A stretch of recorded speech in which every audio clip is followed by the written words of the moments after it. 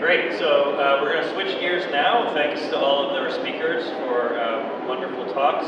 And David Ferrier is going to lead us in a discussion, or moderated, facilitated discussion.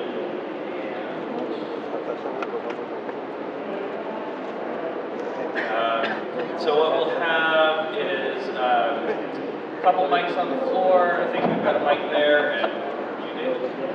Thanks very much. Thanks very much, Mike. I've learned a lot from these presentations. I was a bit nervous when we first organised this session. I thought that I might not get out of here alive. But I think Ian Craigie has wound us back quite a lot in terms of my expectations. But I really hope that we will get onto the controversial issue of trade-offs or offsets at some stage. But can I just take questions, general questions from the floor? These are the outreach questions that we originally designed, maybe to jog your thoughts about some of the issues about which you might ask questions. If you have specific questions, of course, to members of the panel, that's fantastic as well.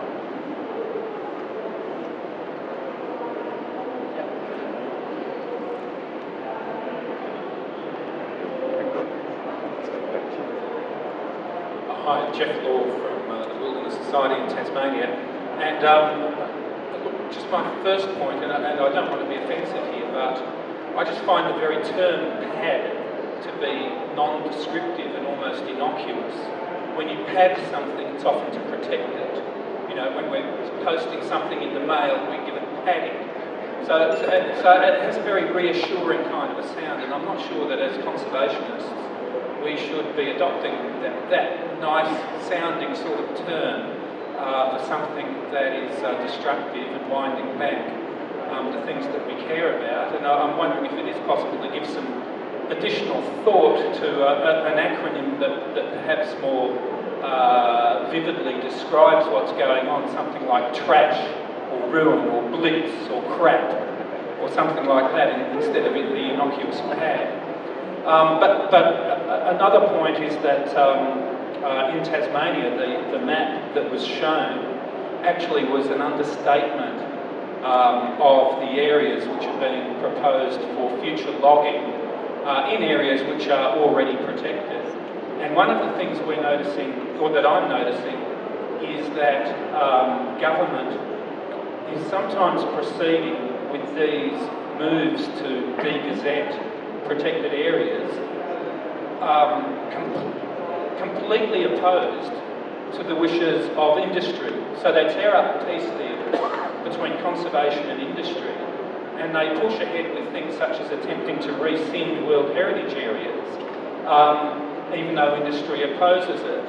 And they appear to be doing so by virtue of an ideological opposition to nature conservation as distinct from genuine economic development. And I'm wondering if people would like to comment on the ideological nature of the trashing of reserves, or the attempted trashing of reserves that we're starting to see. Can we get Mike to comment on the PAD acronym first of all? I think that was the first issue.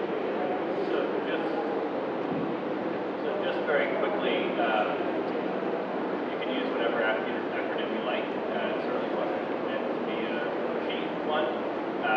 But to crisply and concisely capture a broader phenomenon of downgrading, downsizing, and de-gazement of protected areas. So it's an early and evolving literature, and if you have an alternate acronym, you're more than welcome to it. The other thing that I would say is that in terms of underrepresentation and the imperfections of the maps that were shown, again, this is early and ongoing work. The nice thing about padtracker.org is that it is a crowdsourced mapping tool, so if you know of PAD events, feel free to chime in and add them to it or correct the record that's in there, because it is designed, much like Wikipedia or anything else, to be a living document that best captures the understanding of folks on the ground who know what's going on. So it's a resource for all of you as well.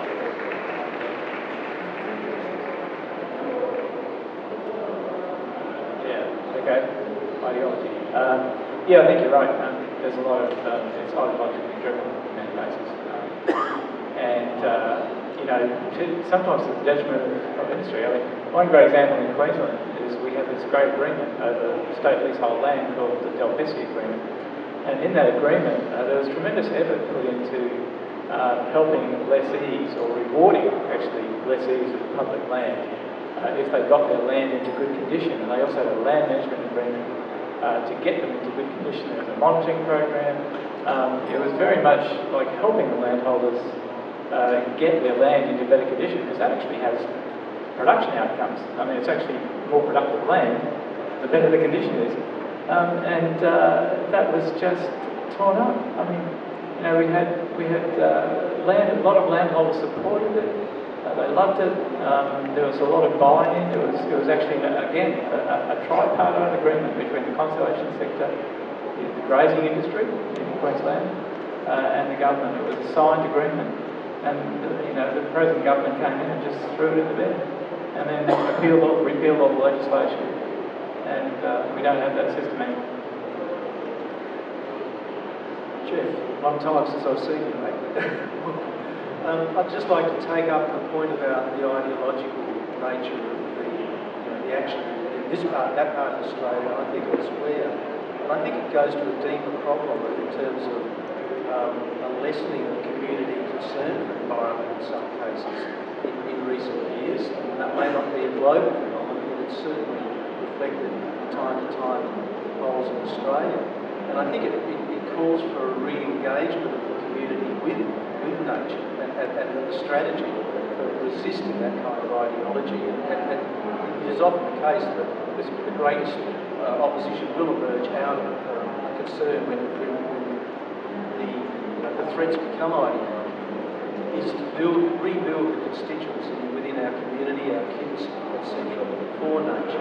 And just in that sense, I point to things like the writings of the American journalist Richard Louv, who's done some very wonderful stuff about reconnecting children with nature who are losing that contact at the moment. Because through those constituencies, the greatest resistance and response to the ideological push to just simply wipe away the system will hopefully come. It's the only way to come. Okay, thank you, Rob. Any more questions? So on the back there. Thank you. Yeah. Fascinating presentations. Tom Baxter, University of Tasmania. I guess I have concerns about that dichotomy on the screen in front of us at the moment. That on the one hand, perhaps a threat. On the other hand, perhaps it's an opportunity. In a sense, I guess the question for Mike is from your pad tracker work. I mean, what proportion of pads that you've documented so far are done effectively to allow resource extraction, as compared to the interest and possibility and raised of potentially improving the car aspects of reserves? Because it seems to me that if we do sort of start to talk about that as an opportunity, there's a risk of, I guess, legitimising it, which could undermine probably what's the strongest thing that protected areas have going for them in the face of potential power, being that sense of public outrage when something they thought was protected now turns out to be flexible. I wonder if it's a risk opening up that. Yeah, so empirically, historically, it's less than 10% has been spent for what one might say is pro-conservation planning. That doesn't mean that things could be different in the future, but empirically, historically, it has been by far a minority among the pad events that we've observed.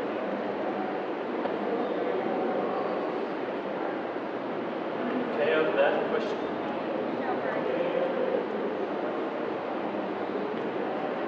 Thank you. Michelle Grady from Kew. Putting aside for a moment the perverseness of engaging in the action of your aggressor and somehow trying to find something positive in that, and the political naivety of it, just engaging in the theory of it for a second. Surely, if you were to see PAD as an opportunity, you would have to settle, as some of you, if not all of you, experts in this area of car, on what adequacy is. As a campaigner for protected areas in this country for the last 20 years, engaging with car on land and sea, one of the biggest constraints we have in dealing with government is pinning down how much is enough, as well as, what is enough and where is enough, but how much is enough. So until we get that right, we can't possibly be considering the trade-off. And I would suggest to you, by the time we get that right, we will all understand how politically naive it is to engage in taking the weapon of your aggressor and shoving it in your own stomach, which is exactly what this is. Thanks. Question over here. Sorry, Mike. So I very much appreciate that point. One thing I would say is that in many parts of the world, state-managed protected areas are not actually effective or particularly effective in delivering the biodiversity outcomes or the ecosystem services that they are meant to sustain or protect. And there's a lot of evidence that indigenously managed or run protected areas, for example, or community stewarded areas are more effective. And so there is a percentage of this phenomenon that is a transfer of governance out of the state, out of the protected area estate and into stewardship by indigenous peoples or by local communities. We do not know whether, in fact, what the impacts of that are, but we know from other cases that there is good stewardship of lands by indigenous peoples, and we know that there is really bad management of state protected areas by governments. So I think it may not make sense in the Australian context.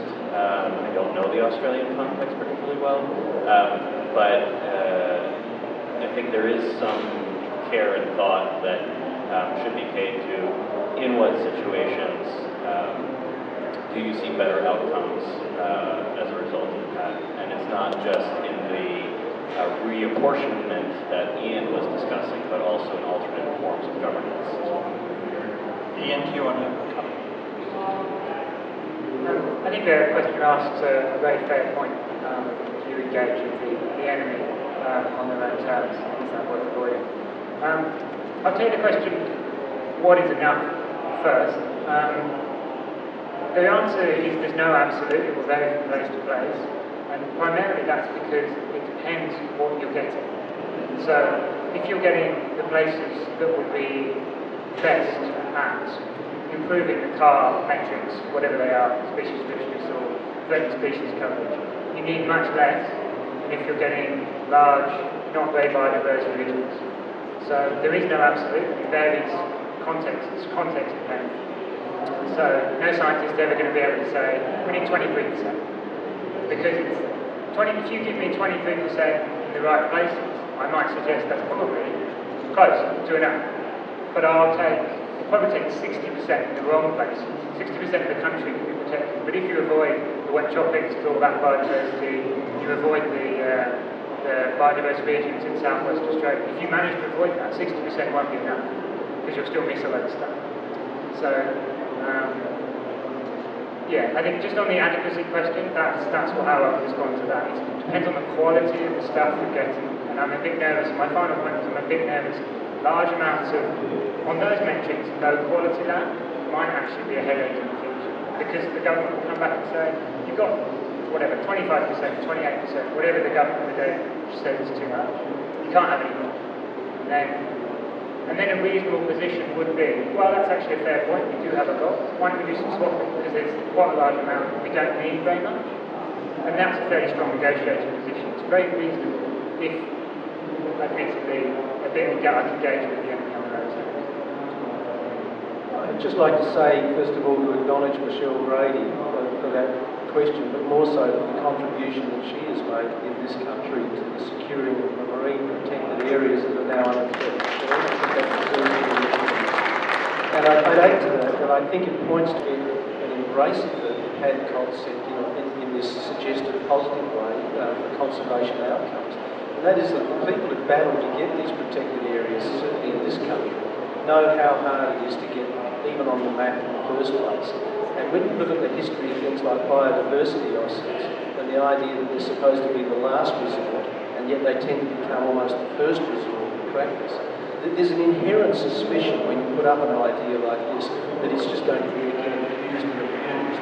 And So that's why there has to be such tight constraints on the way in which this works for it to have any chance of acceptance within the section of the community who are out there fighting hardest for protected areas. One very quick final point. I think it's simple, all the legal principles are really great. I would just simplify and say, who's asking for the park land?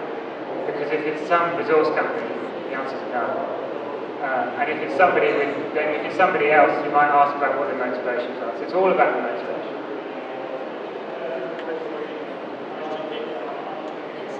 Sue Gould from Griffith University. I just also wanted to make the point that the assumption that PAD could be an opportunity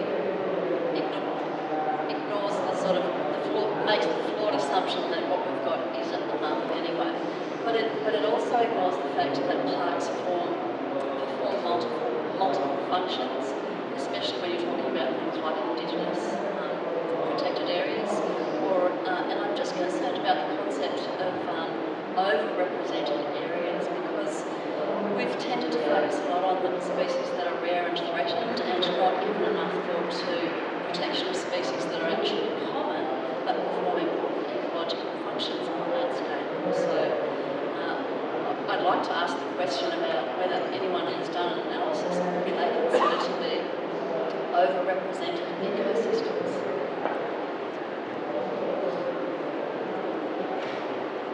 Yeah, this is where you find out I don't actually know very much about PAD. I'd probably have to ask Mike, actually, if anybody's done it. I'm very sure that analysis hasn't yet been done.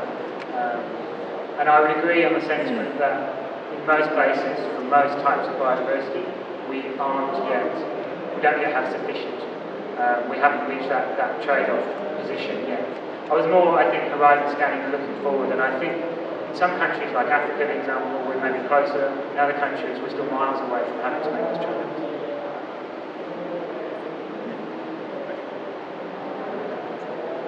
Thank you.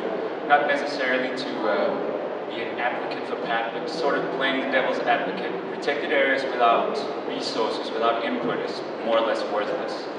And to some extent, without saying necessarily that resources within a protected area system should be spread evenly across all of the protected areas, the amount of protected areas do, to some extent, represent a way of partitioning the resources. Is there an argument there being lost in the fact that not necessarily replacing non-functioning protected area, but simply reducing the number of protected areas to use the resources more effectively in the existing ones, but that's also an element that should be addressed? So I'll add sort of one part of your prelude, and then I'll pass it on to other folks. So the interesting thing about PAD is that it suggests that paper parks matter. It suggests that paper parks actually shape behavior and have material consequences on the ground. And so even if your resources are scarce, the fact that you do have the legislation remaining in place, it has real consequences for biodiversity and ecosystem services. That doesn't necessarily answer whether that's the best allocation of resources and whether you spend however much to maintain that paper is that wise investment or not. But the paper does. Yeah, I'd say, thanks for that devil's advocate question, because it raises a real issue. We're going to hear constantly, parks are badly managed, parks are badly managed, parks are badly managed. It's a hell of a lot better than a non-park that just gets cut down, right? Even a badly managed park, because at least there's still a forest there.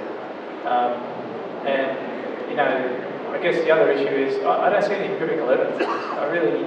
I've looked a lot, believe me. I mean, we had a whole Senate inquiry here in 2007.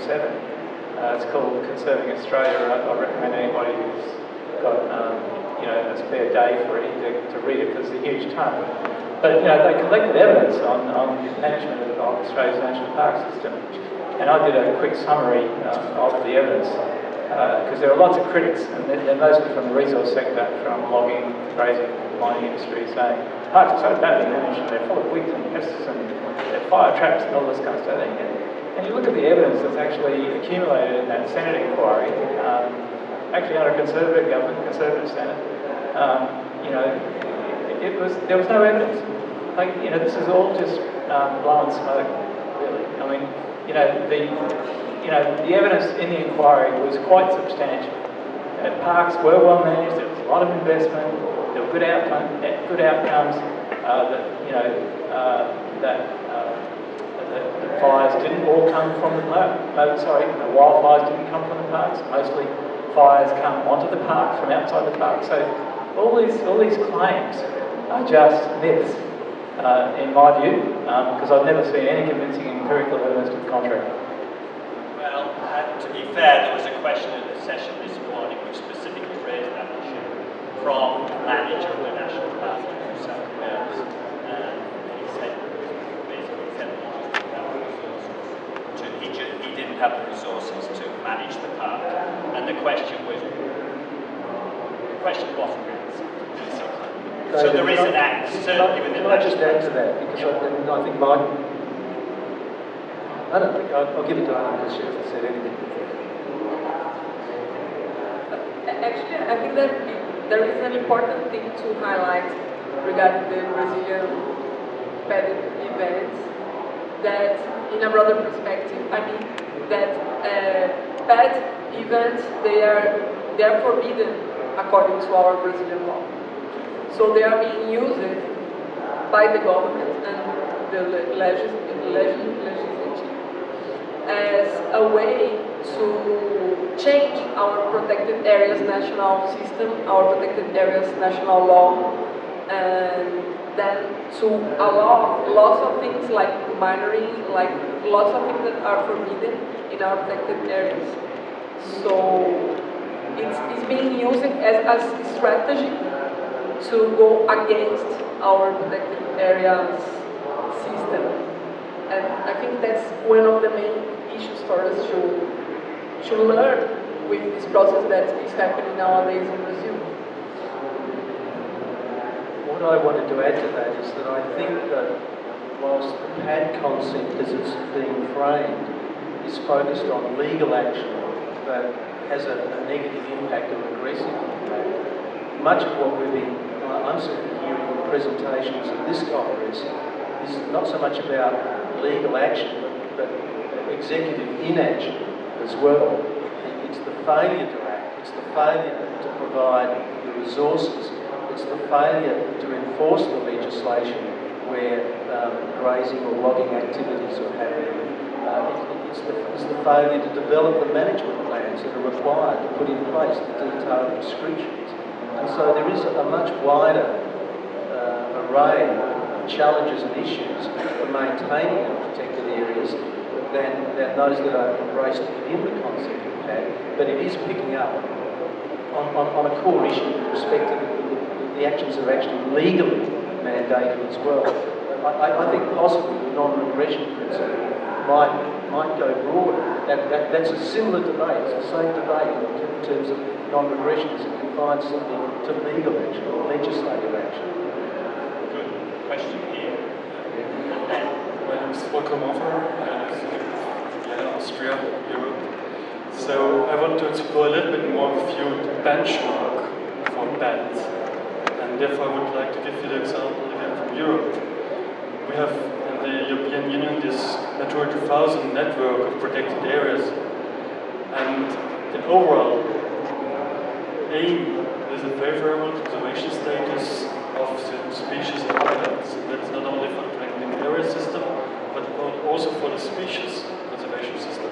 So they work together in order to achieve this favorable conservation status of certain species and habitats.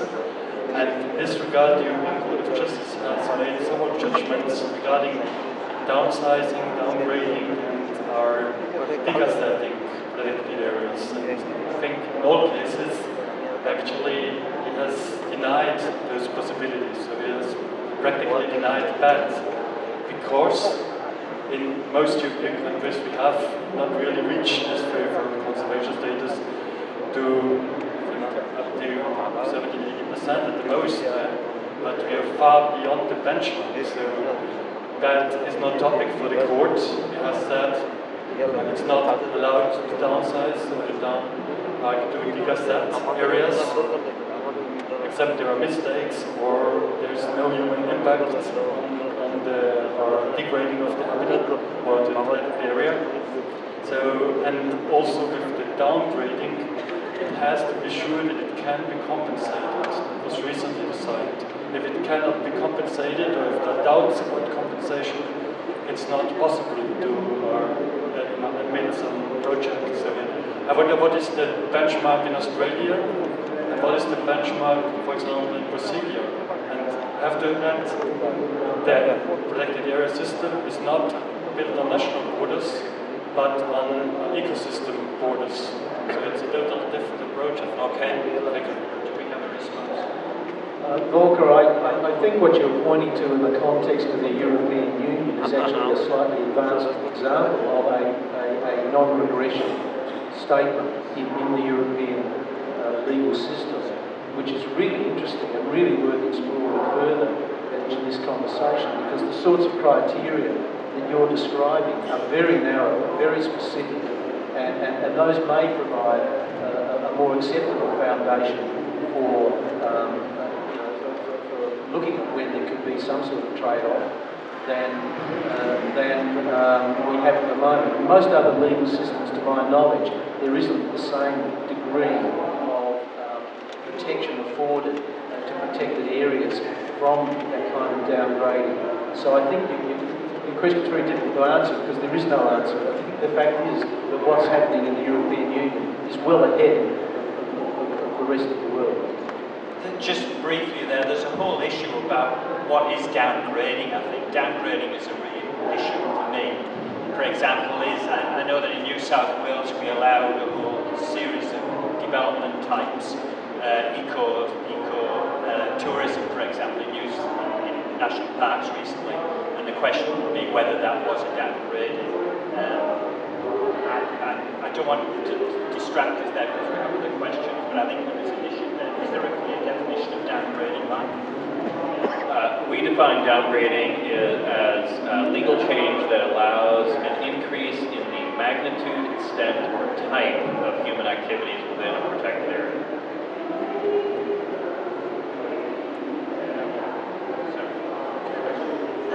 I certainly don't have as much knowledge or global perspective as people in the room, but I wanted to ask, is there the political will and the legal mechanism that if you were to introduce these types of laws, that there would be a mandated sunset clause? So at the moment, these actions happen very quickly with the change of government when they happen. So that the sunset clause ensured that it was 8 years or that another government could come in and review the decision.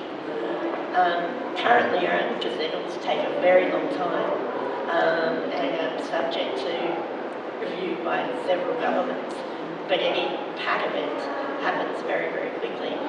So is there both political will and a legal mechanism for a sunset clause?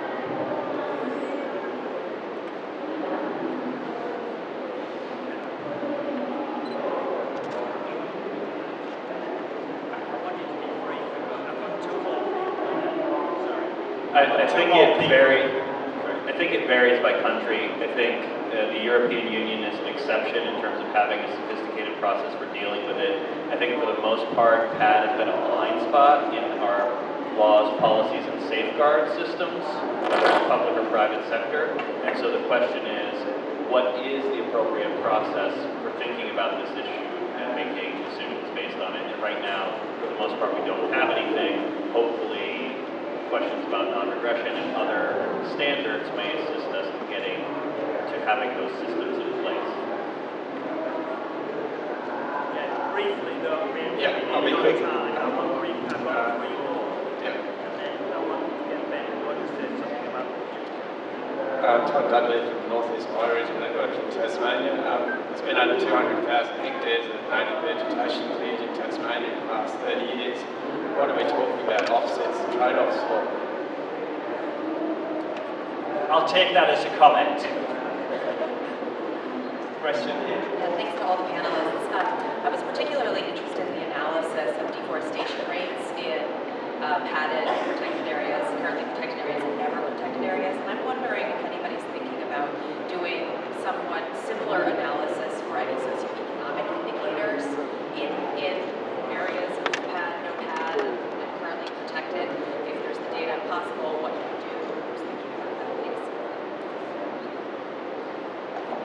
yeah, in fact, one of the main drivers for this huge deforestation rate is the economic issues, economic fronts, economic initiatives in Brazil, especially regarding agricultural and hydroelectric dams, specifically in Amazon. So we also are considering this, trying to make this analysis along with other NGOs and other institutions in Brazil, and try to do like this, try to bring together some law projects of our Ministry of Economic Development regarding oil and gas exploitations, regarding all these drivers, considering that Brazil is an emerging economy, part of the BRICS and all these things, and try to overlap this analysis with the protected areas systems, and yeah, that's one of the main reasons actually.